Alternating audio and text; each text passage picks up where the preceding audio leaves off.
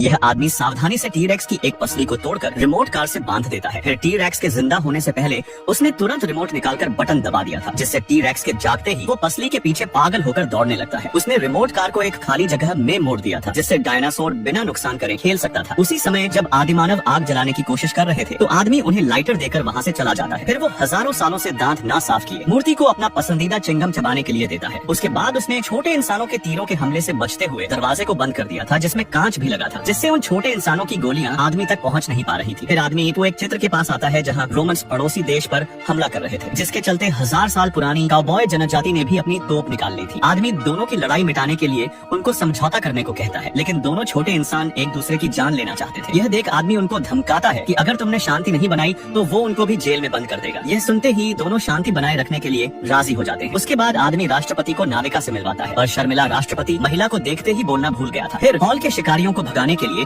आदमी उन्हें जादू दिखाता है, पर शिकारी ने उसके नकली जादू को पकड़ लिया था, जिससे गुस्से में शिकारी आदमी को पकड़कर उसको 6 टुकड़ों में विभाजित करने का फैसला कर लेते हैं। दरअसल ये आदमी एक ऐसे म्यूजियम का सिक्योरिटी गार्ड था जहाँ पहली रात में उसने डायनासोर कंकाल को पानी पीते हुए देख लिया था, और जब टॉर्च के गिरने की आवाज से इस डायनासोर का ध्यान खींचता है तो डायनासोर मुंह खोलकर उसकी तरफ आ रहा था। तो आदमी भी डरकर भागने लगता है और तुरंत काउंटर के पीछे छिप जाता है। तभी उसके पास एक पसली गिरती है। उसने पसली को उठाकर दूर फेंक दिया था, यह सोचकर कि उसकी जान बच जाएगी, और डायनासोर तुरंत हड्डी को लेकर वापस उसके सामने आ जाता है। आदमी ने देखा कि डायनासोर एक कुत्ते की तरह खेल खेलना चाहता था। मजबूरन आदमी उसकी बात को मान लेता है, लेकिन अब सिर्फ डायनासोर ही नहीं बल्कि पूरे म्यूजियम में रखी मूर्तियाँ और जानवर भी जिंदा हो चुके थे। इस म्यूजियम में हर रात सारी चीजें चमत्कारी ढंग से जिंदा हो जाया करती थी, और सुबह होते ही वापस सब कुछ पहले जैसा हो जाता था। लेकिन अगली रात आदमी शिकारी को संभाल नहीं पाता, जिससे खतरे को भांपकर अचानक सारे जानवर भड़क उठे थे। आदमी बाल बाल बचकर हॉल में आता है, जहाँ उसने देखा कि एक शरारती बंदर के पास उसकी चाबियों का गुच्छा था। उसने ही सारे गेट खोल दिए थे, जिस कारण सारी मूर्तियाँ और जानवर पूरे म्यूजियम में फैल चुके थे। छोटे इंसानों के बीच युद्ध शुरू हो चुका था। आदमी बंदर से चाबी लेने के लिए उसके पीछे भागता है। उसी समय आदिमानव ने अपने बालों में आग लगा ली थी, जिसको वो बुझाने लगता है। यह तमाशा देख बंदर को तो बहुत मजा आ रहा था। फिर आखिरकार बंदर उसकी पकड़ में आ जाता है, और जब वो चाबी लेने लगा तो बंदर उसको 2-4 थप्पड़ मार देता है, जिसके बाद दोनों एक दूसरे को थप्पड़ पर थप्पड़ मारते जाते हैं। यह देख तभी उनके पास राष्ट्रपति आता है और प्यार से बंदर से चाबी मांगता है। उसी समय एक आदिमानव गलती से खिड़की के पास पहुंच जाता है, और बाहर आग को देखकर वो खिड़की से कूद जाता है। जब आदमी को उसका पता चला तब तक सुबह हो चुकी थी, और सूरज निकलते ही वो आदिमानव हमेशा के लिए राख हो जाता है। ये लड़की चाहे जो भी जवाब लिखे, टीचर उसे हमेशा 100 में से 100 अंक देता था, और जो कुछ भी वो लिखती थी वो सच में हो जाता था। जैसे कि सवाल था, इस वक्त जापान का प्रधानमंत्री कौन है? लड़की को नहीं पता था तो उसने अपने क्लासमेट का नाम लिख दिया। उसी दिन सरकार ने घोषणा की कि उसका क्लासमेट ही नया प्रधानमंत्री बन गया है। फिर अगला सवाल था, अमेरिका का दूसरा राष्ट्रपति कौन था? लड़की को जवाब नहीं आया तो उसने कुछ नहीं लिखा। अचानक व्हाइट हाउस से यह खबर आई कि मौजूदा राष्ट्रपति लापता है। लड़की को एहसास हुआ कि उसके सारे जवाब भले ही गलत हो, लेकिन फिर भी उसे पूरे अंक मिलते हैं, और जो भी वो लिखती है वही सच हो जाता है। उसने घबराकर फोन निकाला, सही जवाब खोजा और कॉपी में नाम बदल दिया। उसी वक्त सरकार ने ऐलान किया कि क्लासमेट ने पद छोड़ दिया है, और वो दोबारा स्कूल लौट आया। लड़की ने जब ये बात क्लासमेट को बताई तो उसने एक सवाल को आजमाने के लिए चुना। क्लासमेट ने दूर एक इमारत की तरफ इशारा किया। लड़की ने जैसे ही जवाब लिखा, टोक्यो टावर हवा में नाचने लगा। असल में उस सुबह लड़की ने एक गणित की परीक्षा भी दी थी, और उसमें उसने पाई का मान गलत लिखा था। वो भागती हुई टीचर के ऑफिस पहुंची और जवाब बदला, लेकिन टावर और ज्यादा जोर से हिलने लगा। जब उसने सही उत्तर लिखा तब जाकर टावर फिर से स्थिर हो गया। ये पेरेंट्स स्कूल में परफॉर्मेंस देख रहे थे, लेकिन परफॉर्मेंस शुरू होने से पहले ही ऐसा लगने लगा जैसे मंच से कोई डरावना जीव बाहर आने वाला है। शुक्र है कि उसी वक्त होस्ट जल्दी से बाहर आया और लोगों को सावधान करने की कोशिश की, लेकिन चूंकि होस्ट बहुत मजाकिया और हंसमुख लग रहा था, दर्शकों को लगा कि ये भी शो का हिस्सा है। सभी लोग खूब हंसने लगे और तालियों से माहौल भर गया। किसी को अंदाजा नहीं था कि कुछ अनहोनी होने वाली है। जैसे ही स्टेज के पीछे से बाकी लोग भागते दिखे, होस्ट ने भी अपनी जगह छोड़ दी और तेजी से बाहर की तरफ दौड़ गया। अब भी दर्शक कुछ समझ नहीं पाए। फिर अगले ही पल एक बहुत बड़ा जीव मंच पर कूद गया। सभी को लगा कि ये भी शायद परफॉर्मेंस का ही कोई हिस्सा है, लेकिन जब ऐसे और भी जीव आने लगे तब लोगों को खतरे का एहसास हुआ और वो तेजी से उठे और भागने लगे।